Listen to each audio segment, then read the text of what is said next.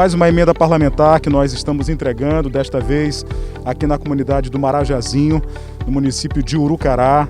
Eu estou extremamente honrado de poder prestar esse serviço a essa comunidade e eu tenho certeza de que essa lancha vai ser muito útil para o transporte das pessoas doentes aqui do Marajazinho. Mais um sonho sendo realizado, me sinto muito feliz como gestor poder entregar essa lancha. Agradeço muito ao deputado que destinou o recurso à comunidade do Marajazinho.